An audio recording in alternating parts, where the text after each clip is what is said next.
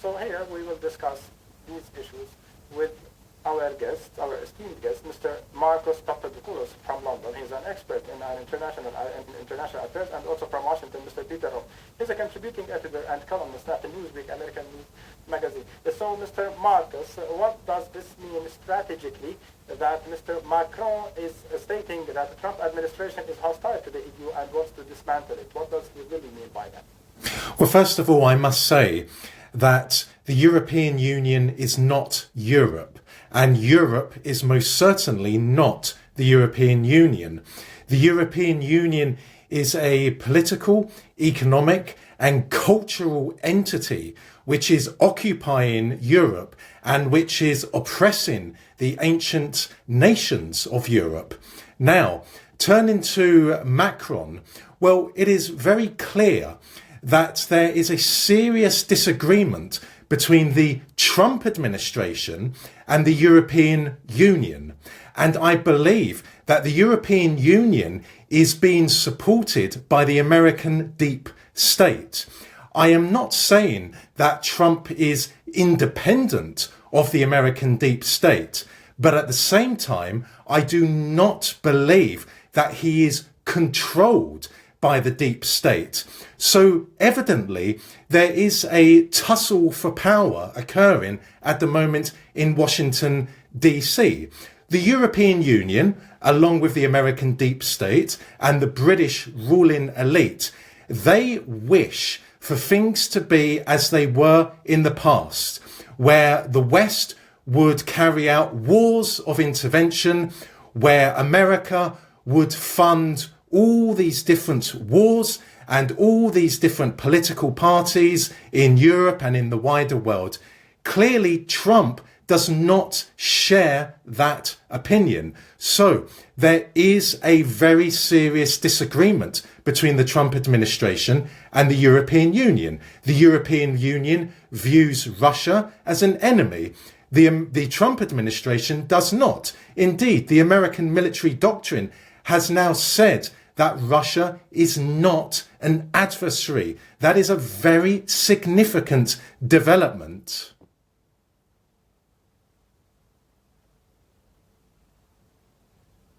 Mr. Marcos, here we would like to understand, can we realize that the Macron rhetoric really reflects a stance from France per se, or it's now a new stance from the whole Europe that is shaping right now?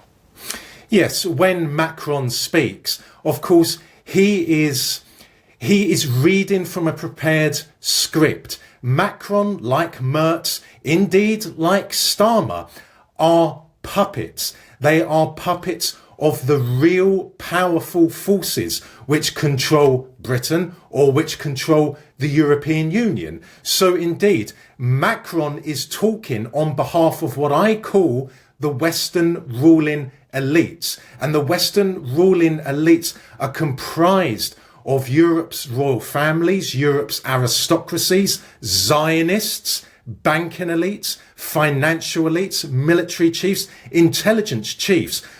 At this juncture, we should all be very clear in that people like Macron and Starmer and Merz are not in control. They are the facilitators. They are the puppets. The real forces are the ones who are dictating things behind the scenes. Macron, in a short time, will be gone, but his successor will do exactly as he says. No different to Starmer. Starmer could be out of 10 Downing Street in a very short period of time. However, his successor will do exactly what he is doing. So all of these leaders we see in the Western world, with the exception of Trump to an extent, are puppets. They are useful idiots. And that is why at the moment there is a struggle for power in Washington between the Trump administration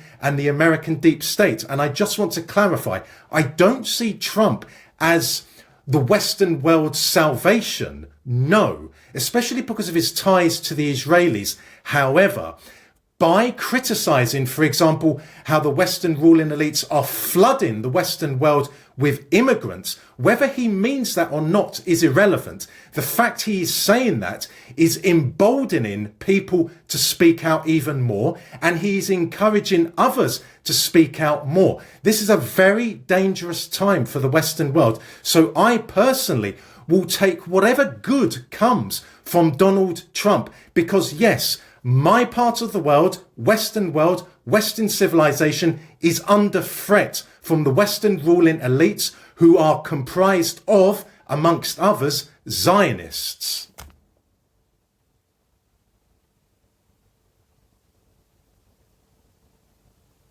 Mr. Peter Roth, we'd like to understand how Washington actually deems the European Union right now. Is it still considered a strategic partner, or actually it is a competitor and it's now considered a burden on the American administration?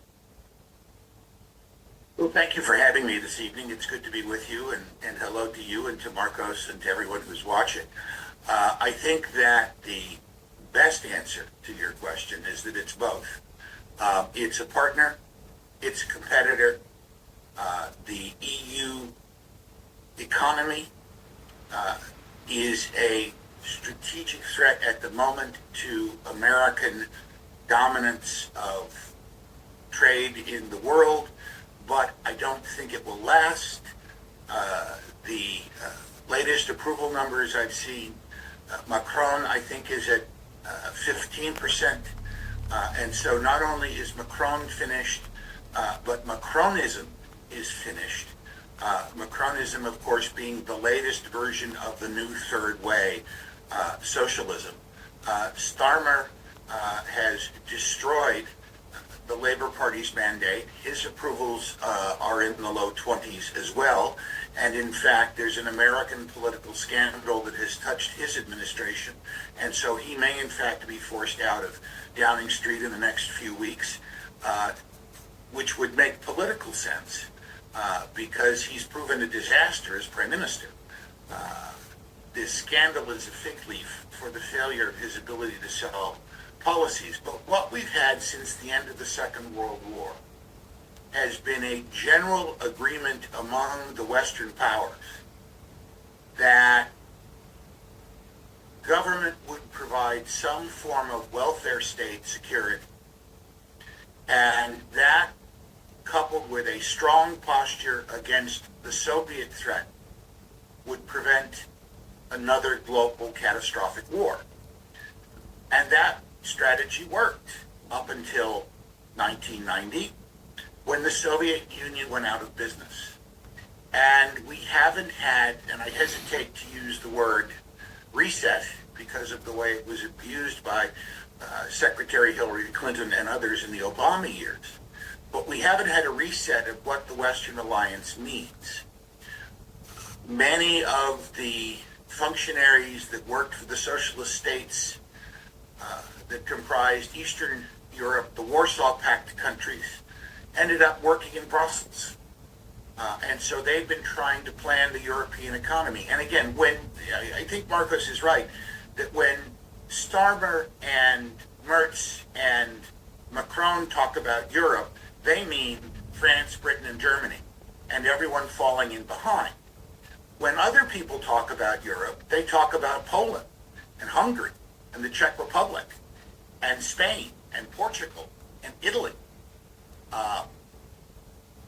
Where these economies are coming up as they are shedding their historic socialist leanings and moving more into the free marketplace, they're becoming much more in line with American values, where the American push towards the social welfare state moved much less aggressively than it did in Europe after the war. And indeed, right now, one of the principal divides between the American Democrats and the American Republicans is that the American Democrats want to take a great leap forward towards a more socialist state where people receive much generous benefit from the government, and the government takes a higher percentage of gross domestic product, and the Republicans who are in favor of rolling much of what we have back and privatizing some of the social services that we have now. And that's very disruptive.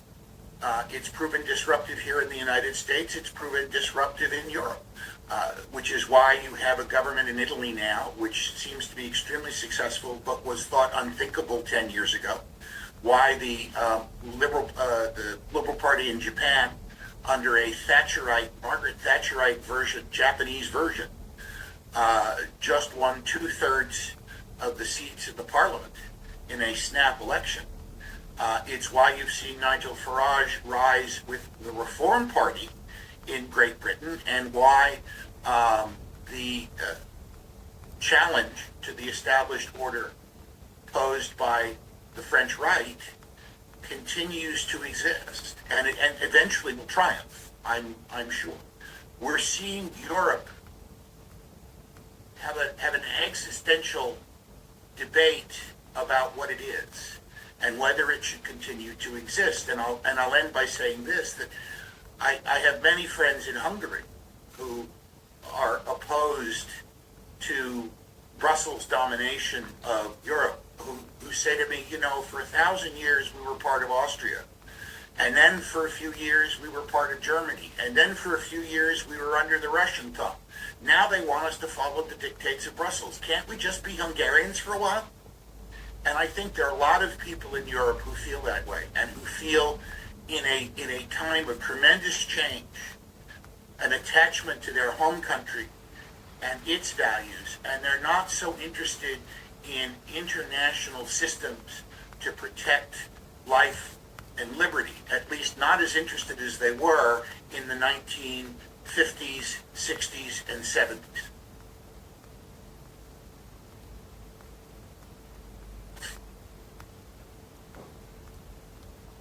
Yes, Dr. Marcus, Mr. Macron did not just talk about this issue. He also talked about the common borrowing mechanism and the challenge of dollar. Do you think that, and the euro actually bonds, do you think that they are now challenging the American influence and dominance? I think that, as the guest in America correctly said, even before Trump won the 2024 election in America, the US and the EU, on the one hand, are strategic friends and allies, and on the other hand, are fraternal rivals. However, since Trump has returned to the White House, the dynamics have changed, and changed quite considerably. I am not prepared to accept that the Trump administration regards the European Union as an enemy, but clearly the Trump administration does not regard the EU as a friend, perhaps an ally of a kind, but not as a friend. The Trump administration believes in protecting the cultural and spiritual values of Western nations, whereas the European Union believes in destroying the cultural and spiritual values of the ancient nations of Europe, because the European Union is comprised of people who hate, let me be clear about that, who hate the European nations. They hate the heritage of the European people. They hate the religion of the European people, namely Christianity. These people are extremely dangerous. So yes, it is clear that there is now a growing rivalry between the dollar and the euro, and that is on account of the Trump administration not regarding the European Union as a friend. How will this play out in the future? Well, it is very difficult to say. If, of course, the European Union is to keep on becoming weaker and weaker.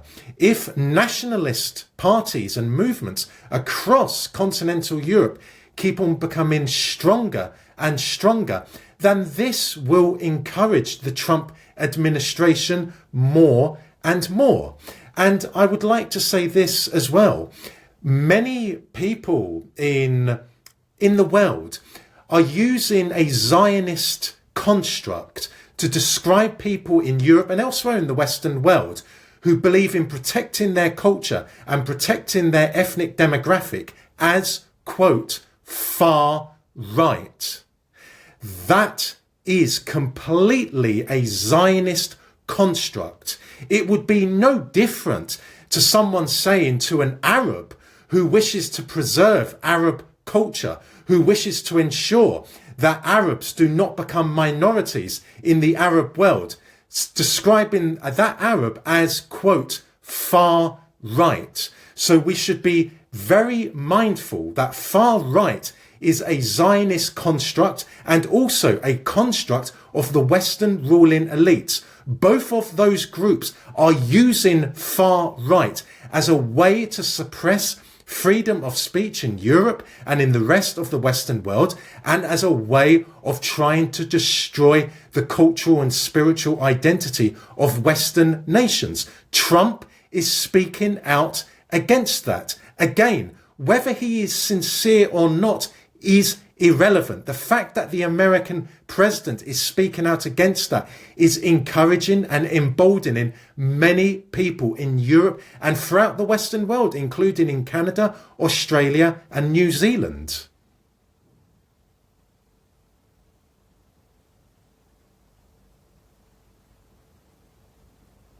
Mr. Peter, if we want to discuss the financial steps announced by Mr. Macron, does the U.S. administration consider this as a threat for the American dominance and dollar? I don't think so. Much like the effort by the Brazilians and the Chinese and others to establish alternative global reserve currencies, when they have the kind of economic performance and economic growth that we have here in the United States, as tepid as it's been in the non-Trump periods over the last 20 or so years, they're welcome to try. But America remains open for business, and as we lose our affiliation, our affection for trading partners in Western Europe, they grow. Our affections and attentions grow in the Arab world, in Africa, in Central and South America, and in Asia. People who are serious about money and serious about business are serious about the United States. The people who are attempting to check American power think they can do so, but only if other countries are willing to deliberately disadvantage themselves. Now, we have seen some of that in Europe. As Dr. Marcos says, they seem to, while I may disagree with him about the reasons, they do seem to think that the highest, best defense of the traditional Western enlightened thinking is to establish safety in their countries for people who want to destroy their countries and their governments and their systems and replace them with something else. There have been many good books written about that, including Suicide of the West. But I don't think that the people, and again, there are people in the Arab world in particular, in Qatar, in Saudi, in the Emirates, who are very smart about money, who are increasing the amount of investment that they are putting into the United States. They're not pulling out. They're not being attracted by these overtures from France or Britain, Brazil or China. And as long as the world continues to run on fossil fuels, which will be at least for the rest of my lifetime and my children's lifetimes, I think the Arab world is going to increase in its economic influence. And I think that they will continue to invest in the United States. In fact, it's been the dramatic turn against natural gas and oil to power their economies and heat their homes and cool their businesses that has produced some of the economic stagnation that we've seen in what is traditionally referred to as Europe. Here, Mr. Marcos, we would like to ask you about the hurdles when we talk about now a separate economic policy from Europe. What do you think are the real actually obstacles to impose such policy amid the current fractions within the EU? Well, I think the latter point you made is a major factor. Whilst in public, the European Union ruling elite put on a show of unity, behind the scenes, there is great chaos. There are great divisions. So the euro, as a result, is becoming weaker and weaker because of that. And at the same time, because Trump has imposed tariffs, this is clearly benefiting the American economy. And at the same time, this is causing very serious trouble for the European Union economy. And as I said, all is not well within the European Union. People across the bloc are speaking out, are waking up, are encouraging others to take action against the European Union, because Europe, which is occupied by the EU, is in a dreadful economic state. And that is solely because of the actions of the EU ruling elite. So, for example, by the EU having placed sanctions on the Russian economy, who has this benefited? It has not benefited, for example, farmers in Spain, in Italy, and in Greece, because those farmers can no longer export their produce to the Russian Federation. And the Russian Federation once constituted a very important market for Greek, Italian, and Spanish farmers. Furthermore, the EU sanctions on the Russian economy are having a dreadful impact on German industry, for example. So the industrial relationship which existed, for example, in the 1990s between Germany and Russia has been severely compromised by the EU sanctions on Russia. And that is why the German economy is in a very precarious state. All across Europe, the economies are faltering. And I am of the opinion that if revolutions, nationalist revolutions, were to break out across Europe and were to bring the European Union down to its knees, to destroy it, I believe that once the books are open, you would see that a great many economies in Europe are either bankrupt or are on the verge of bankruptcy. And what is the response of the European Union to this?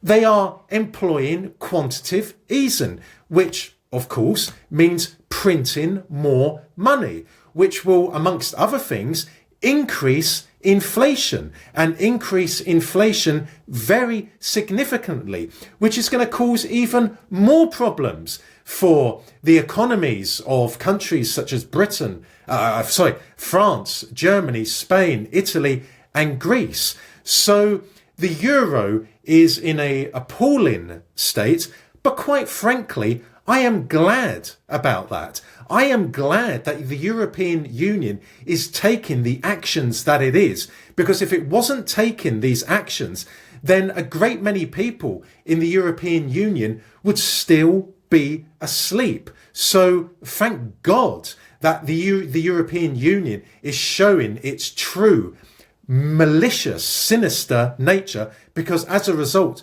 People all across Europe are now waking up and are now taking action and are openly saying, we want our countries back. We want our history back. We want our culture back. We want immigrants out, and we want the European Union consigned to history. And I should add, to the dustbin of history.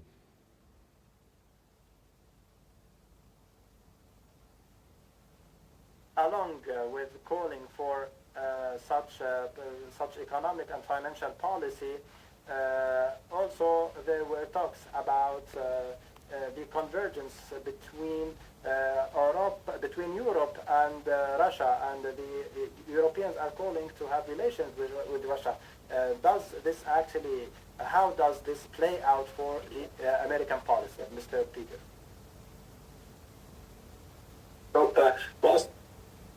Well, I think the long-term strategic objective of the Trump national security community is that the Russians eventually side with the West against China. How they make that happen is not at all clear to me. Especially as the war in Ukraine continues. I think that the EU survives in some fashion over the next 100 years. Let's take the long view, particularly in the ways that it improves economic efficiencies and people regard it as beneficial. For example, the ability to take goods and services from one country to another without having to pay tariffs. And the ease of movement throughout Europe. But in terms of having a large bureaucracy in Brussels or anywhere else that's calling the shots, the polling data from Britain shows that it was not in fact the immigration issue, but the regulations coming out of Brussels that convinced most Britons to vote in favor of leaving EU, to vote for Brexit. I think the moment the Italians have stability in their economy and they realize that the lira would be stronger than the euro on the global financial markets, that the Italians could leave the EU. Some of the other smaller states could decide they want out of the political union, not necessarily the economic union, but the political union. And Trump is a threat to that political union. Trump's comments about NATO are a threat to that political union because it is obvious to everyone in the United States that the major European powers have neglected their own defenses in order to spend that money on social welfare programs that they use to buy votes and to keep left-wing governments in power. That's even been true of some conservative governments in Europe, that they use America's national security defense umbrella as a way to neglect their own defense. It really hasn't been an issue up to now because the only war that anybody really foresaw was a global war between the United States and the Soviet Union, and everyone was vested in making sure that didn't happen. Well, that's not so true anymore. We can't imagine European nations going to war with one another. But it's a much more realistic possibility than it ever was when you had NATO facing the Warsaw Pact and the United States and the Soviet Union hurling ideological bombs at each other across the North Pole. Ultimately, I think that part of what we're seeing is that swinging back of the pendulum against internationalism. And in some ways that's good, particularly if you believe that sovereign states should be able to dictate their own destiny and their own culture within that classical liberal view of personal liberty and individual freedom. I think it's Not so good when you talk about destroying defense alliances that could be used to keep the global peace, and trade alliances that could help keep goods and services moving and raise the living standards for everyone around the world, not just in the United States, not just in Europe, but in the Arab world, in Africa, in Southwestern Asia, in China, in Southeast Asia, in Australia, South America. I don't think I've left any place out, but we want everyone to see their living standards improve, for people to live longer, healthier, more purposeful lives. I think that's our common goal as brothers and sisters in humankind. If Europe comes apart, yes, Mr. Peterlov, excuse me for this intervention, but we are running out of time. We would like to thank you, Mr. Peterlov, for being with us, and we would like to thank you, Mr. Marcos Papadopoulos, for being with us. Thank you both.